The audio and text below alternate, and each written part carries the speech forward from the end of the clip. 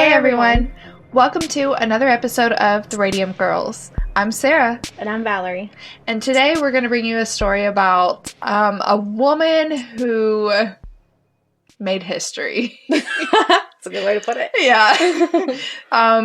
We're going to be talking about Aileen Wuornos and her story, her background, and where she ended... Oh no. where she ended up on this earth and her timeline and her whole story. So I've always been interested in this story, like researching it and digging a little deeper because I've always heard about her story. And I guess the first major time that I really heard about it was on American Horror Story. Oh. The hotel episode, the hotel season, and that one specific episode where they went into her background a little bit. And this story was actually a listener submitted. I added it to our list, and then a listener submitted the story as well. So it's definitely requested, and that felt really good that, you guys like what we like. We're starting to, Yeah. it was a good feeling to get this in a message letting us know that they wanted us to cover this story too. So without further ado, let's get into Eileen's story. So let's start with a little bit of Eileen's backstory. Eileen was born Eileen Carol Pittman in Rochester, Michigan on February 29th, 1956. Her mother, Diane Wuornos, was 14 years old when she married Eileen's father, 18-year-old Leo Dale Pittman, on June 3rd, 1954. They really started young back then. They did. Mm-hmm. I could... 14? Oh my god. I can't imagine. I was emo back then. Nobody wanted to marry me. Oh my gosh. Okay. Emo Val was cute though. She was a little cute. Yeah, she was cute. She was living her best life. Can you believe I wore that to school? It's so funny because I remember, I didn't dress like that. I was always too scared to dress like that. Or I also had, my country phase because, the town I lived in. Not where I was, wearing boots. Well, one time frame I wore boots for a little while. But I just wore, jeans and tennis shoes and a t-shirt every day. But, there were definitely a lot of people that dressed like that, so... That was me. I try to be different. It wouldn't be surprising now. I mean, it would be surprising now. To see me like that? To see anybody, if you're going to school, middle school, to see anybody dressed like that specifically. The goth phase now is just completely different. That is true. It's not emo scene. Yeah, even the emo scene, yeah. It's weird. It is. Anyway. Back to Eileen. Eileen's older brother, Keith, was born on March 14th, 1955. Take a shot from March! Oh, yes! Shot! Well, it's not liquor, but shot. Pretend. I actually was gonna have some liquor, or, something, but I don't have any. We need to keep a bottle in here. I know. Making them just over a year apart. After less than 2 years of marriage and 2 months before Eileen was born, Diane filed for divorce. Damn. Wow. Married at 14. Divorced at 16? Divorced at 16. That's insane. I can't imagine. Mom, I'm not calling you out, but, she was married at, 14. Was she really? Oh, wow. I'm pretty sure. Mom, you can fact check me. I'm pretty sure she was 14. I cannot imagine. A kid having a kid, I can't. Eileen never met her father due to the fact he was in prison when she was born. Her dad was diagnosed with schizophrenia. He was later convicted of sex crimes against children. Oh, you nasty. You nasty. Ultimately, he committed suicide by hanging while in prison on January 30th, 1969. When Eileen was only 12, almost 13 years old. In January 1960, when Eileen was almost 4, her mom abandoned her children, leaving them with their maternal grandparents, Lori and Britta Wuornos, both alcoholics, who legally adopted Keith and Eileen on March 18th, 1960. Shot. Oh, yeah. Another March. Another March date. Mm-hmm. If you don't drink alcohol, take a shot of water. Yeah. Keep you healthy. Represent March. That's never a good thing, though. No, not in our stories. For real. Dang. By the age of 11, Eileen began engaging in sexual activities in school in exchange for cigarettes, drugs, and food. She would also engage in sexual activities with her brother. Oh, no! Yeah. No. Mm-hmm. Where are they at? What state is this? This is Michigan? Yeah. Eileen said her alcoholic grandfather had sexually assaulted and forced her to strip before beating her when she was just a child. In 1970, at age 14, she became pregnant after being raped by an accomplice of her grandfather. So we've got Eileen, who never met her father because he went to prison before she was born, and then committed suicide while he was in jail when she was young. And then we've got her mom, who abandoned her at almost 4, so 3 years old, and her brother to live with her alcoholic grandparents, who her grandfather sexually assaulted her, made her strip, had a friend rape her, to which she became pregnant by her grandfather's friend. Not to mention she had sexual activities with her brother. Yeah. This is just an effed up childhood. I know, right? Like, no wonder. I know. I just feel so bad for the way she was brought up. Like, this, it just makes sense why somebody would be so, would have such mental... Yeah. You know what I mean? Like, sometimes when you hear about these people and then, like, you hear about their background, you're like, oh... It makes sense a little sense. I mean, nobody should ever justify their crimes and their actions by the way they were raised, but it kind of makes sense, you know? Don't do this to your children. It's horrible. If you don't want to be a parent and you become pregnant and you keep the baby, there's adoption agencies, you know? Like, that's not perfect either, but... That's better than, you know, there's families out there that can't have babies and, you know, there's also people that adopt for the wrong reasons. Well, that's true. And those would be some really good stories to get into. It's scary. I don't know. This make me sad. But, I know. Yeah. It's just, man.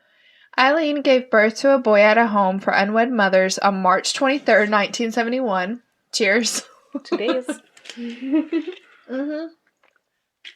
And it's not the same March. It's a different year March. It's different if it's the same March, but this is a different year March. Yeah. She then placed him up for adoption.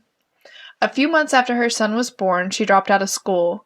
Around that time, her grandmother would pass away from liver failure. When Eileen was 15, her grandfather threw her out of the house, and she began supporting herself through sex work and living in the woods near her old home. Moving on to her criminal history. On May 27th, 1974, at age of 18, Eileen was arrested in Jefferson County, Colorado for driving under the influence, disorderly conduct, and firing a .22 caliber pistol from a moving vehicle. She was later charged with failure to appear. What? Girl, what are you doing? Wow. She's risking it all. What's the word I'm looking for? Crazy? Well, yeah, that's one. That's definitely one word. She's mentally unstable. She's had a rough childhood. True. And she was drunk. Yeah, that too. Yeah. She probably had a lot of anger and rage built up inside of her. She did not need a pistol, though. No, or alcohol for the matter. True. But definitely not a pistol. Yeah. She was firing it. Just, yeah, while the car's going. So in 1976, Eileen hitchhiked to Florida, where she met 69-year-old yacht club president Louis Gratz-Fell. Shortly after meeting, they would get married. So she's 20 with her little 69-year-old. I ain't saying she a gold digger. Yacht club president. Yeah, he's got some money. Yeah. So Eileen would continually involve herself in confrontations at their local bar and went to jail briefly for assault. She also hit Lewis with his own cane, leading him to gain a restraining order against her within weeks of getting married. Eileen. He was about to support you, babe. You take his support away and beat him with it. Literally. Oh my god.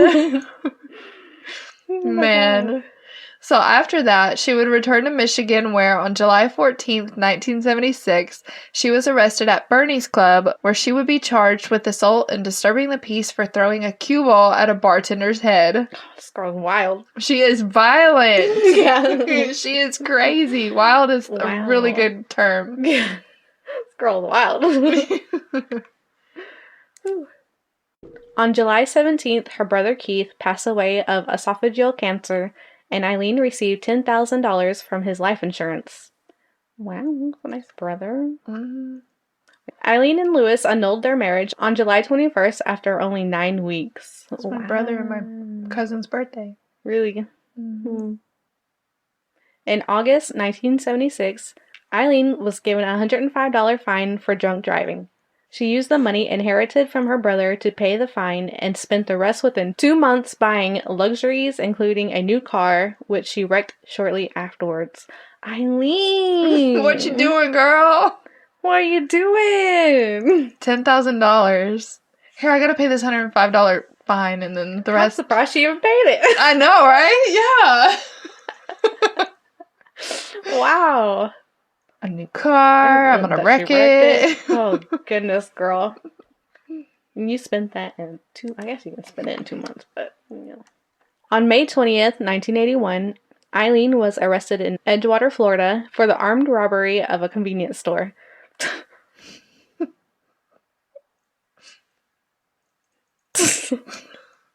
Eileen! It gets better. Oh, she stole $35 and 2 packs of cigarettes from there. Mm-hmm. Was that worth it? What? Huh? What'd you say? Was that worth it? Oh. She was sentenced to prison on May 4th, 1982, and released on June 30th, 1983.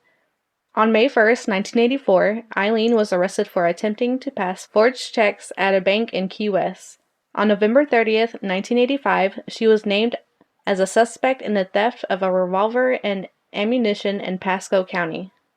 So her brother dies, then she annuls her marriage, and then she just goes wild. She buys a whole new car. She blows $10,000 in 2 months. Yeah. Eileen went crazy after her brother died. Her brother died, and then she got annulment, and she just went nuts. Yeah. I mean, she was already nuts. Yeah. On January 4th, 1986, Eileen was arrested in Miami and charged with car theft, resisting arrest, and obstruction of justice for providing identification with her aunt's name. Eileen! That's all I can say. What you doing, girl? Girl! This life. Mm-mm. Who even, thinks of this stuff? For real. I'd be so scared to try to steal a car. And then she's resisting it. Oh my god. Yeah. And then she got her aunt's name. Yeah. Yeah, stealing her identity, basically. Probably had an ID of her aunt's ID and tried to pass it off as her. Crazy. Mm-hmm. Miami police officers would find a .38 caliber revolver and a box of ammunition in the stolen car. Is that where she'd been getting her guns? On June 2nd, 1986, Volusia County deputy sheriffs detained Eileen for questioning after a male companion accused her of pulling a gun in his car and demanding $200. I'm sorry, but if I'm going to pull a gun on a man, I'm going to ask more than $200. And give me everything you got. If I got a gun, I'm getting everything. Give me $200. And if $200's all you got, then that's fine. Just give me everything. That watch looks nice. Oh, give me everything. It was in his car. I'd been like, give me the car. You know what that makes me think of? What? The Lake Hawkins murder. Yes, I was like, what does that remind me of? Yeah. That's what, for $20, something like that? And yeah, then, and a beer? Settled on a beer, and yeah. He, had a gun on these people. I can't. Wow. Criminals. I swear. Eileen was found to be carrying spare ammunition, and police discovered a .22 pistol under the passenger seat where she sat. Y'all stop giving this woman guns. For real. Access to guns. Yes. She likes a .22, it seems. I guess so. Mm-hmm. In 1986, 30-year-old Eileen met 24-year-old Tyria Moore, a hotel maid at a Daytona Beach gay bar called Zodiac. They moved in together, and Eileen supported them with her earnings as a sex worker, even though Ty did not approve of her being a prostitute. This began an intense romantic relationship, Eileen's second relationship with a woman. Eileen was living around Central Florida, but would hitchhike along highways all over Central and North Florida prostituting. On July 4th, 1987, Daytona Beach police detained Eileen and Tyria at a bar for questioning regarding an incident in which they were accused of assault and battery with a beer bottle. Eileen and Tyria, or Ty for short, would perform various crimes together, including selling stolen items to multiple Florida pawn shops. On March 12th, cheers, 1988... I really wish that was alcohol. Well, maybe not, because then I probably wouldn't read for you guys. Not properly. Right. That would have been like, what, 5 shots already? Yeah. So on March 12, 1988, Eileen accused a Daytona Beach bus driver of assault. She claimed that he pushed her off the bus following a confrontation. Ty was listed as a witness of the incident. Of course she was. Eileen's clientele were mostly middle-aged, low-to-middle-class white men. One of her clients, Richard Mallory, who was 51, was found dead on December 13, 1989, with 2 bullets to the left lung, which would have been the cause of death. His time of death was believed to be in November. This is believed to be Eileen's first victim. During the murder investigations, Volusia County Police discovered items belonging to Richard at a local pawn shop with a receipt showing Eileen's thumbprint. Wow. What? Like, you're selling something at a pawn shop that you know you stole. You're gonna use your thumbprint? Yeah. Like, if that's the requirement. No, sorry, I'll go sell it somewhere else, you know? What? Someone you just murdered? She's so dumb. Oh, goodness. Like, she was not thinking. No. Police would then trace other stolen items from Richard back to Eileen. A camera from his vehicle was found inside a rented warehouse unit, which was opened with a key taken from her. She had rented the unit under an alias. Police would trace other stolen items of Richard's to people or pawn shops that she had contacted. By 1990, Ty had become suspicious, if not fully aware, of what Eileen had been doing. She would move out to live with her family in Pennsylvania. But when Eileen was arrested on an outstanding warrant at a biker bar in Florida, police tracked Ty down and used her to elicit a confession from Eileen. Eileen claims that she was sodomized and brutally beaten by Richard after he drove her to an abandoned area for sexual requests. She claims she killed him in self-defense. Richard had previously been convicted for attempted rape. It would later be revealed that from late 1989 into the fall of 1990, Eileen had murdered at least 7 men along Florida highways. Her next victim was David Andrew Spears, 47, who was a construction worker in Winter Garden. He was declared missing as of May 19, 1990. On June 1st, 1990, his naked body was found along U.S. Route 19 in Citrus County. A lot of 19s here. He had been shot 6 times by a .22. A third victim, named Charles Edmund Caraskaden, who was a 40-year-old part-time rodeo worker, would be murdered on May 31st, 1990. His body was found June 6, 1990 in Pasco County. He had been shot 9 times with a .22. His body had been wrapped in an electrical blanket and was badly decomposing when found. She likes to make sure they're dead. And she likes the .22. Yeah. Definitely her pattern here. Yeah. Yep. A witness saw Eileen in possession of his car. She would also pawn a gun that belonged to Charles. Eileen. She has a pattern. She does. You know, she's got these victims and middle-aged men, you know, hitchhiking and 22 pawning his possessions. Dead people's possessions. Yes. You're the person you just murdered. Girl, at least do it somewhere else. Be smarter about it. Her fourth victim, Peter Abraham Symes, was a 65-year-old retired merchant seaman.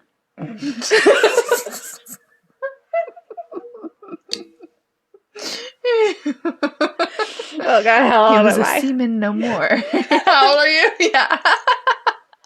For real. In June 1990, he left Jupiter, Florida to travel to Arkansas. His car would be found in Orange Springs, Florida. Ty and Eileen were seen abandoning the car, and Eileen's palm print would be found on the interior door handle. Witnesses who had seen the woman driving the victim's car provided police with their names and description. How they know their names? Resulting in media campaign to locate them.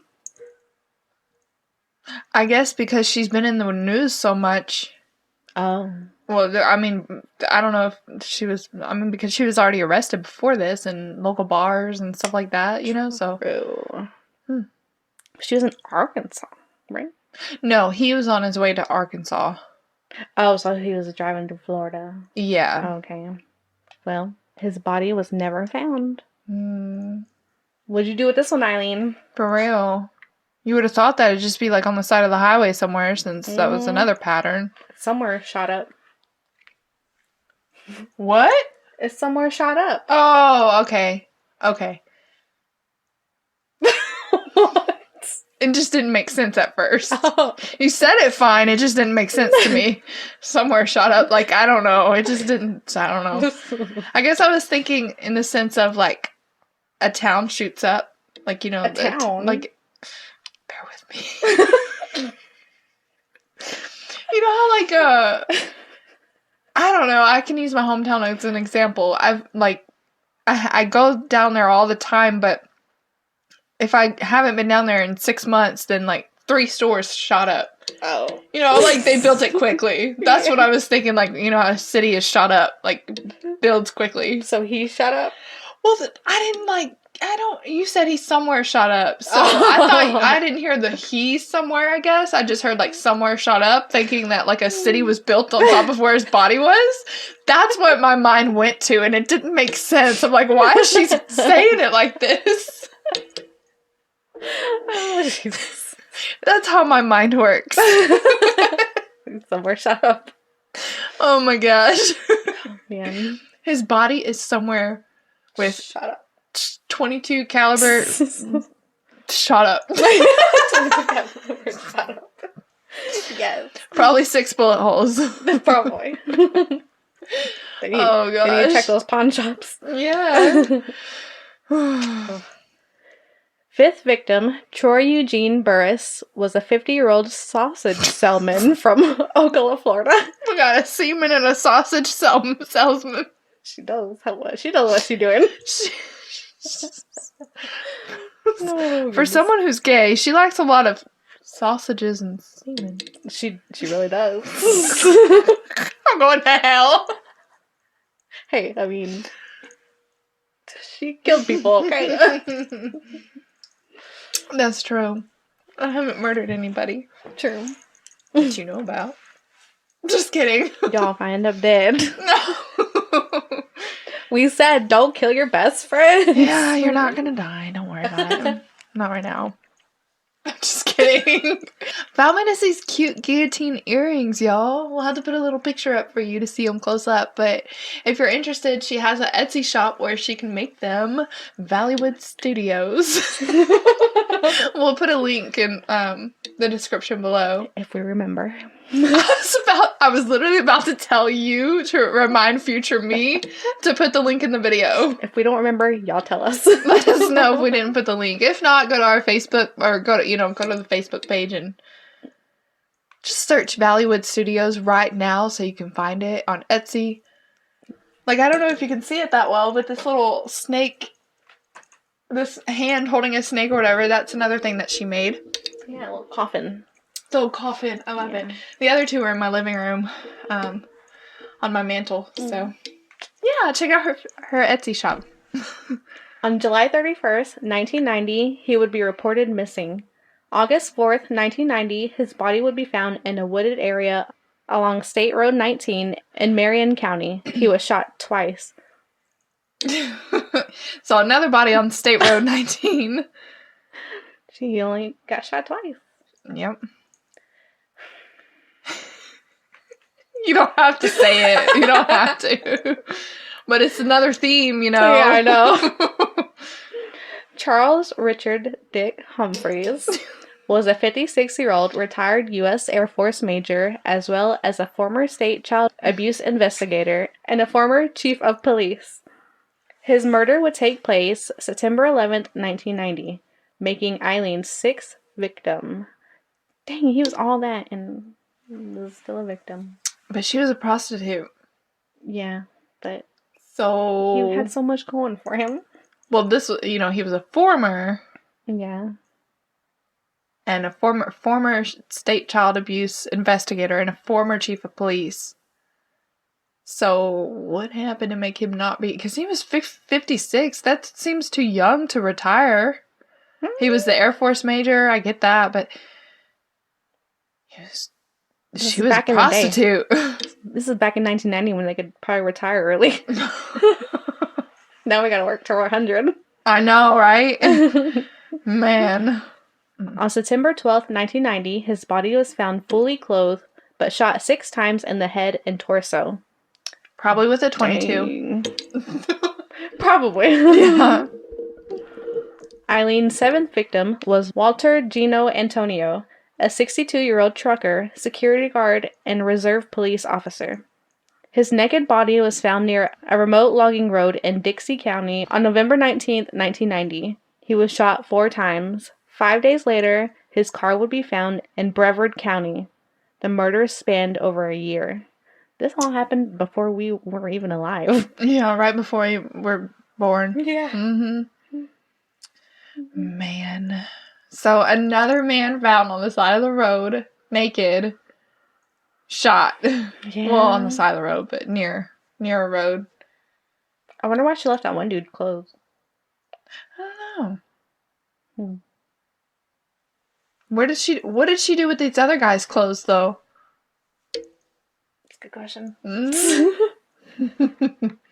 On January 9th, 1991, Eileen was arrested on an outstanding warrant at the last resort, which was the biker bar in Volusia County. Police located Ty the next day in Scranton, Pennsylvania. She agreed to elicit a confession from Eileen in exchange for immunity from prosecution. Ty returned with the police to Florida, where she was put up in a motel. Under police guidance, she made numerous telephone calls to Eileen, pleading for help in clearing her name. 3 days later, on January 16th, 1991, shout out our friend's birthday, Eileen confessed to the murders. She claimed the men had tried to rape her and she killed them in self-defense. Well, that can only work so many times, I think. Oh, yeah. But even if you killed somebody in self-defense, why wouldn't you report it? Yeah. Like, if I killed somebody because they're raping me and, you know, I killed them. Then she'd be like, I'm a sex worker. Why would I do that? You know?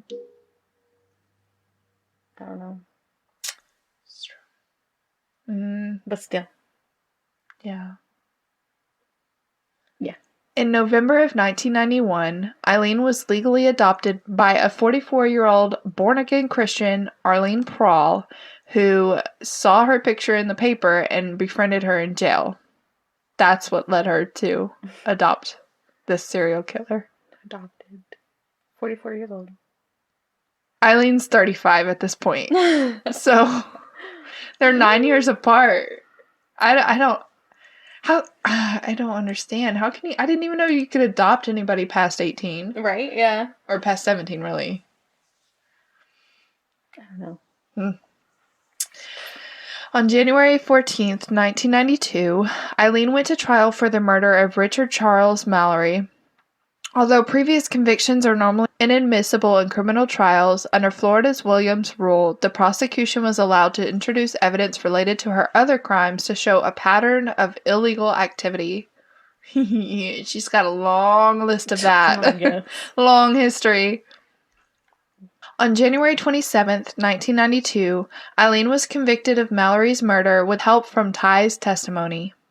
At her sentencing, psychiatrists for the defense testified that Eileen was mentally unstable and diagnosed her with borderline personality disorder and antisocial personality disorder.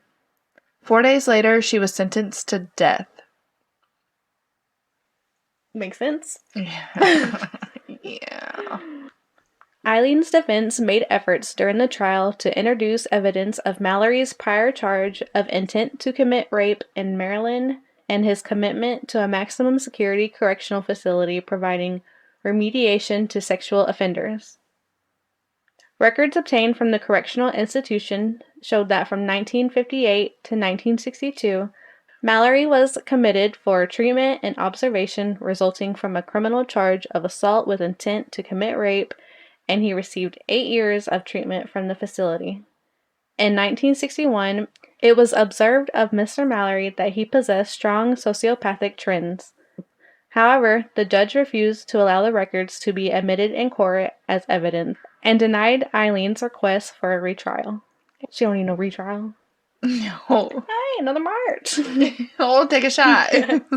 On March 31st, 1992, Eileen pleaded no contest to the murders of Charles Richard Humphreys, Troy Eugene Burris, and David Andrew Spears, saying she wanted to get right with God. In her statement to the court, she said, in part, "I wanted to confess to you that Richard Mallory did violently rape me, as I've told you, but these others did not. They only began to start to. Could you shot him up?" She didn't give him any chance. Yeah, she did not give him a chance. Mm-mm. On May 15th, 1992, Eileen was given 3 more death sentences. Dang. Wow. Like, she already has 1. How are you going to kill her 3 times? 4 times? So, she was a sex worker. Mm-hmm. And she got these guys. Yeah. But she accused him of rape. You can still get raped being a sex worker. Yeah, but, like, were they really trying to? Or did they try to have... She was sex rough worker. sex? No, like, were they, like, starting to, like, touch her or make out with her or something like that? And then she was like, nah.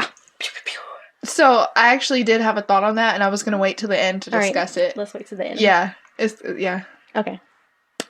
Where was I?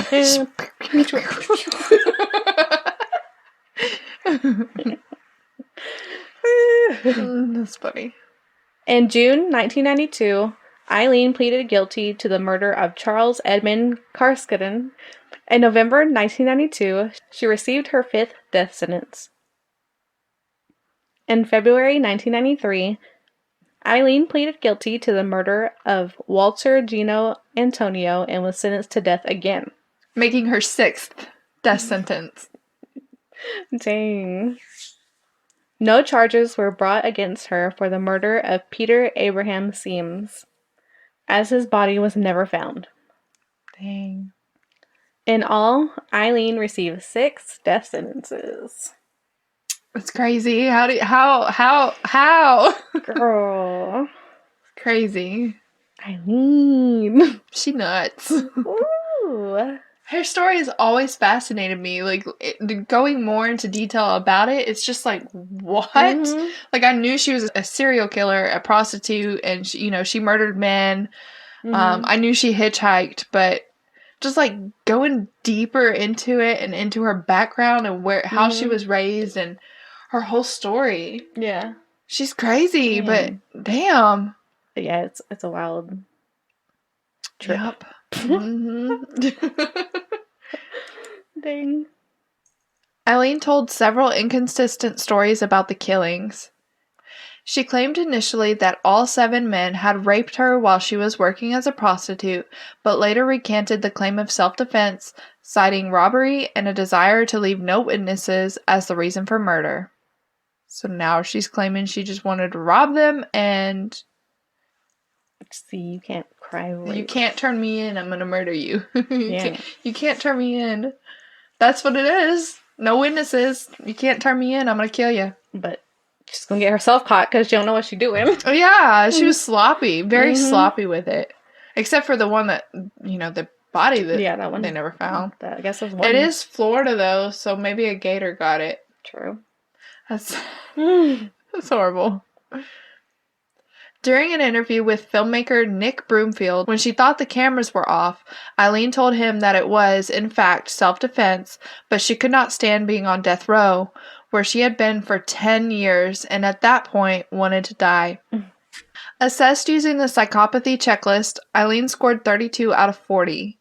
The checklist evaluates individuals on a 20-item list of antisocial and interpersonal behaviors, with each item being scored as 0, 1, or 2, with a maximum score of 40.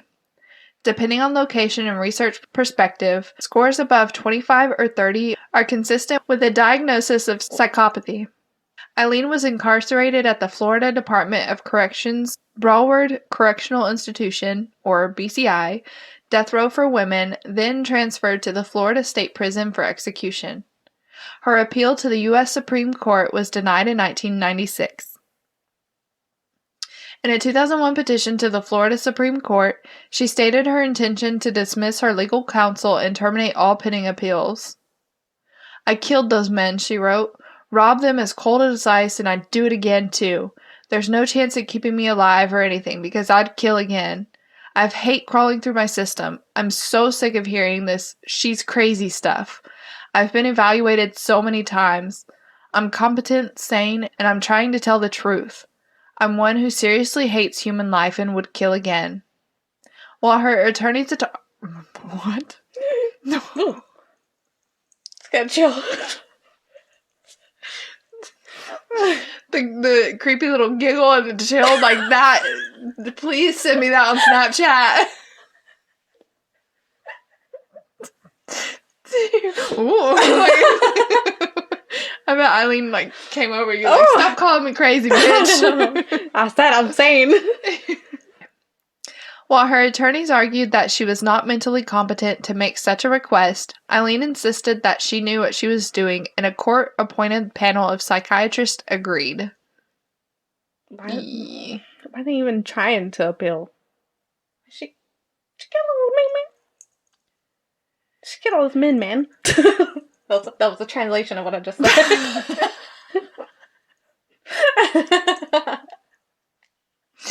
I know. I'm just trying to, think that... I mean, they said that she wasn't mentally competent to not do it, I guess. But she got convicted. So at first she tried to appeal it because self-defense. I get that. Yeah. But if that were the case, I could see maybe you winning because you immediately told somebody, "Hey, I killed this man in self-defense." Yeah. But that's not what you did. This was 9 times. You killed someone in self-defense. So, the petition to terminate, all the appeals, that's just her giving up. I'm tired of this, living this. And she's stuff. I don't want to be on death row no more. Yeah, just kill me. That's basically what she's saying. Just kill me. And I heard people want to be on death row because it's a luxury. Yeah. I mean, I'm a luxury, to them. Yeah. Because they're there for years and years. Yeah. So, they're there for the rest of their life. Yeah. Unless their execution date is before they get old. Because there's prison for life and then there's execution. Death row. There's execution. They execute you. So sometimes, but they take forever to execute them, so they're forever. She was there 10 years, she said.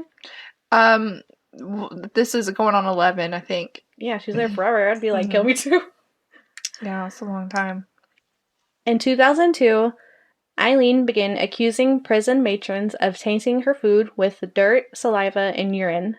She said she had overheard conversations among prison personnel trying to get me so pushed over the brink by them I'd wind up committing suicide before the execution, and wishing to rape me before execution. She also complained of strip searches, tight handcuffing, door kicking, frequent window checks, low water pressure, mildew on her mattress, and catcalling and distaste and a pure hatred towards me. And that doesn't sound very luxury. No. Her death row ain't that nice. No. But this is all coming from her. Yeah, so it could be. Like, she's thinking that they're putting dirt and spitting in her food and peeing in her food. Yeah. I mean, I don't know. She could be right. I mean, she probably does have mildew on her mattress. But... Well, that part, yeah, probably very true. I don't know about the catcalling thing, because, well, I'm sure you've seen a couple pictures by now. If you're listening to the podcast, go look her up if you haven't seen a picture of her. Mm-hmm. She wasn't that flattering of a person. Yeah, catcall. I think she just hates men, and she just trying to get at them or something. She hates humans. That's what she said earlier, because matron, isn't matron female? Matron. That's true. That's a female. Yeah, she hates everybody. So everybody getting it. She hates human life, is what she said. That is true. So she's making it hell for everybody. Mm. Eileen threatened to boycott showers and food trays when certain officers were on duty. In the meantime, my stomach's growling away, and I'm taking showers through the sink of my cell. Her attorney stated that Eileen really just wants to have proper treatment, humane treatment, until the day she's executed. He added she believes what she's written. I don't blame her for wanting humane treatment until you die. Like, come on. She's not doing any harm in there anymore. She can't kill men. No, but she's accusing them of all this stuff, so maybe they're like, well, F you. I mean, maybe they did because, you know. And they might have. That's their form of entertainment. The guards or something like that, you know? It could be their form of entertainment, just torturing. This is the 90s. No, this is the early 2000s. Oh, yeah, it is early 2000s. Which is pretty much still the 90s. Crazy crap used to happen everywhere. Yeah. In the weeks before her execution, Eileen gave a series of interviews to Broomfield and talked about being taken away to meet God and Jesus and the angels and whatever is beyond the beyond. In her final interview, she once again stated that her mind was tortured at BCI and her head crushed by sonic pressure. Dang. Food poisonings and other abuses worsened, she said, each time she complained, with the goal of making her appear insane or to drive her insane. She also turned on her interviewer. You sabotage my ass. Society and the cops and the system. A raped woman got executed and was used for books and movies and shit. Yeah. Her final on-camera words were, "Thanks a lot, society, for railroading my ass." Aww. Damn. Mm-hmm. Don Botkins, a child friend of Eileen, later told Broomfield that her verbal abuse was directed at society and the media in general, not at him specifically. Eileen's execution took place on October 9th, 2002. She declined her last meal, which could have been anything under $20, and opted for a cup of coffee instead. Her last words were, "Yes, I would just like to say I'm sailing with the rock and I'll be back, like Independence Day with Jesus. June 6th, like the movie. Big mothership and all. I'll be back. I'll be back." She died at 9:47 a.m. Eastern Time. She's talking about the Will Smith movie? Oh, yeah. Said Big Mother. They came out that long ago? I guess so. It did kind of. They don't hold up. 96? Holy shit! No way. Dang, that makes me feel so old. That was a fantastic movie. Mm-hmm. Release me. Oh my gosh, yes! That was so good. That's one of my favorite parts. Oh, I forgot Jeff Goldblum was in there. Hells yeah. I'll have to watch that again.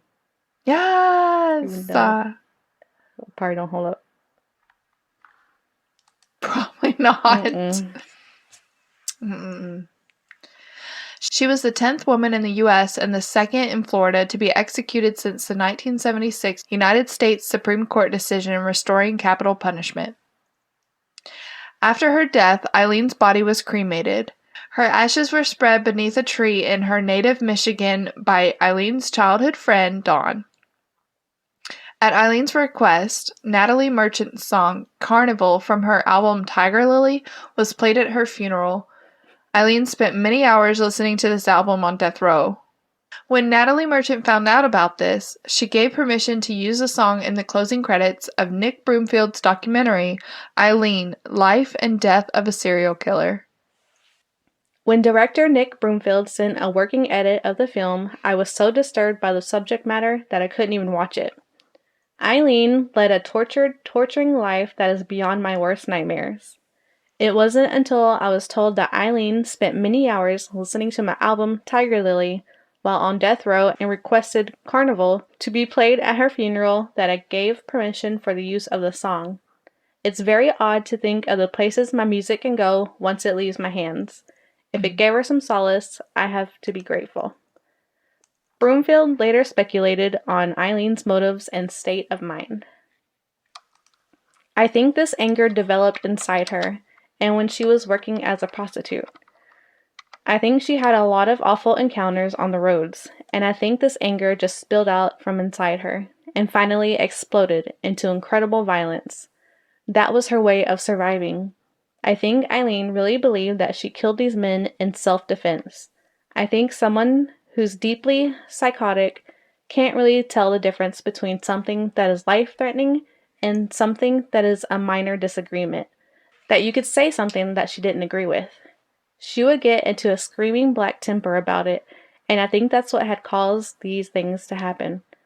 And at the same time, when she wasn't in those extreme moods, there was an incredible humanity to her. Wow. Dang. I don't know. So, what do you think about... You were gonna say what you thought about her and, her work? Well, okay, so my thought, so backtracking a little bit, thinking about these men that she murdered and where she's claiming self-defense, and then, there's the other half to it where, no, I murdered them outright. Mm-hmm. So, what did you say that, do you remember what you said? Oh, that they, okay. That's all I remember about it. That they weren't trying to rape her, they were trying to have sex with her, but she thinks it's rape as soon as she, gets touched, and so she's like, pew, pew, pew. Is that what you think? Yeah. I mean, I'm not for sure. She could still get raped as a sex victim, like a sex worker. As a sex worker, but I don't think maybe they were trying to. I don't know, because, okay, so... But they could have. I think that... So, this is my thought. Her first victim was this Richard Mallory guy, right? He was convicted for, performing sexual... Or just being rape. Basically rape, right? So, he was already a bad guy in this field, in this industry, in this atmosphere. I think that he raped her, and she killed him in self-defense.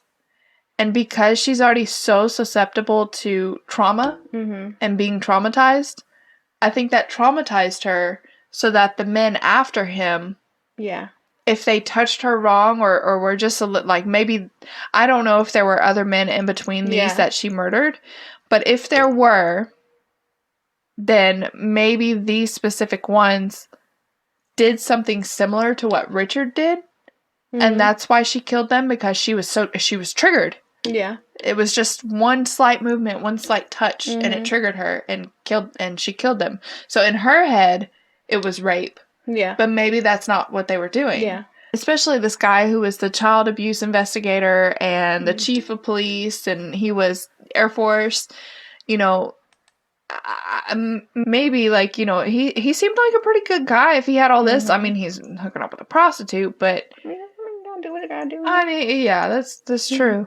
But maybe he just touched her wrong. Yeah. And, wasn't raping her. And she thought it was. That's my theory, is that the first guy, Richard Mallory... Yeah, he Probably did, and then it triggered. And it triggered, and it just, everybody else followed suit. And if there were no men in between, then it makes perfect sense, you know, that each one just after that, she just couldn't take it anymore, and she's like, she needed the money, she wanted to steal things so she could get the money. She probably thought it was, like, easier to just kill him and then take everything, too. Or that, yeah. Well, I mean, all of it, like, that, she thought that, but then she was like, hey, boom, boom, boom. I don't have to do anything with you now. That's true. Because she was gay. Yeah, that's true. Yeah. I don't know. Sounds interesting.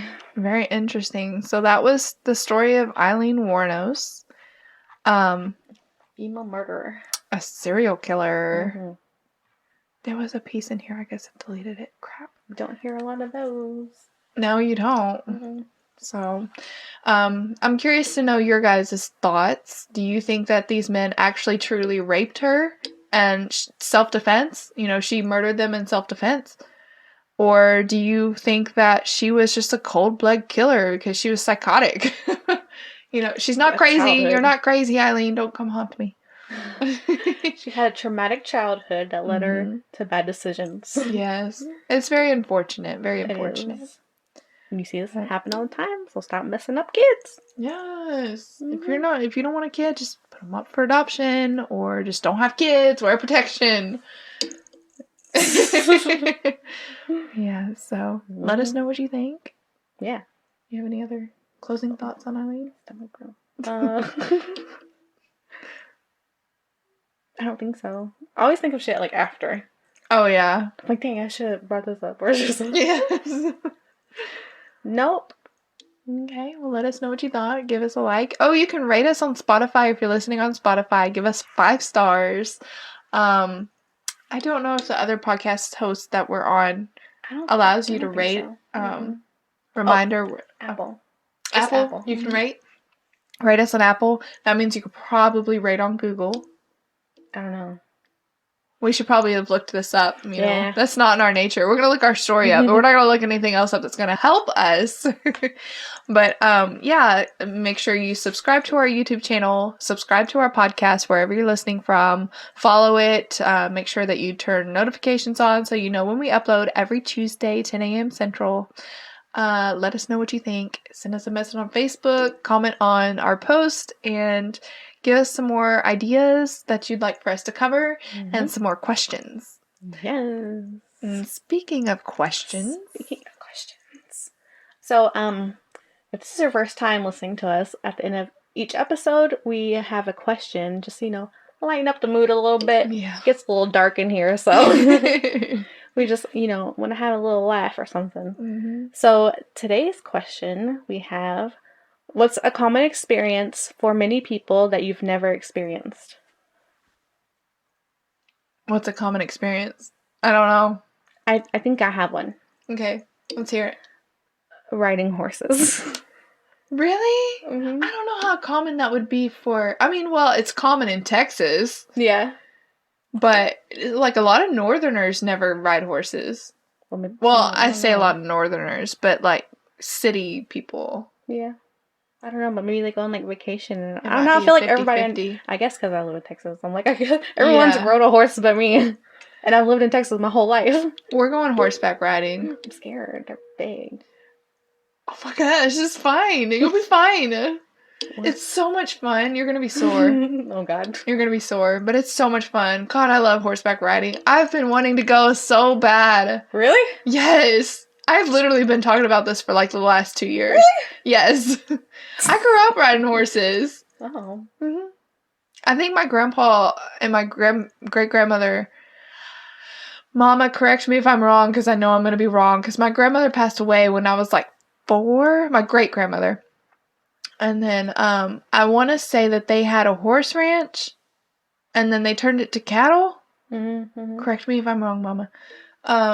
So, like, my family, we grew up in the country. I don't like cows. Don't like cows, but horses, yeah. And my uncle and aunt, they have horses, and they live next door. So, I mean, I'd go ride in the morning, wake up at 5:30 in the morning and get ready. Lived that country life.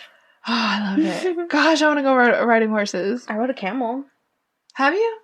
I rode an elephant. I mean, we just walked in a circle, but Yeah, same. But I rode that before I rode a horse. Yeah, I'm totally taking you horseback riding. Okay. Yeah, it's so fun. I've been kicked by a horse. Oh, no. Yeah, left 2 big-ass hoof prints on the side of my leg. Mm-hmm. But my uncle told me that, like, because he saw it happen, and he told me that where I was standing on the horse, I got the full force of the kick. Mm-hmm. And it knocked me. I was knocked back. And, yeah, I think I was, like, 15. Well, I was walking behind the horse, and another horse was coming up. Walk behind it. Well, you wouldn't if you don't know the horse and you're not used to horses. Don't walk behind a horse. What if I forget? You're not gonna walk. You're not gonna forget. It's a big ass animal. I won't let you. Okay. But anyways, yeah, I don't know though. For me, I see a common experience. I feel like, honestly, there's things that we talk about in our friend group all the time, and I'm like, I've never done that, and it's shocking. Yeah. But I can't think of a single freaking thing. Oh, that's so true. God. So true. That's common. Maybe like a common food that you haven't experienced. There's a lot of that, yeah. I'm sure. She's a picky eater. I'm so picky. Oh, let me think on this. Experience. Let me think on this. All right, so after however many minutes that we cut out, I finally figured out something that's a common experience that I've never experienced, and that is riding a jet ski. Never experienced that. And that's pretty common, I feel like, down here. Yeah, around I never here. have either. Yeah. Like, I've been, like, tubing, been in a boat, never been on a jet ski. Yeah, me neither. Well, duh, I just said that. So that's definitely common down here. Something for you, yeah. Especially because we live kind of close to the ocean, too. Mm-hmm. Yeah. Yep. I just... And I grew up, like, going to the lake, but we went fishing and swimming. Yeah. That's pretty much what we did. We had boats and everything, but... Yeah. Well... Never really a jet ski. A boat. Yeah. Yeah, never. And my boyfriend sold his jet skis, like, right before he met me. Dang. I was so upset when I found out. I was like, I want to ride on a freaking jet ski, and here you are selling it.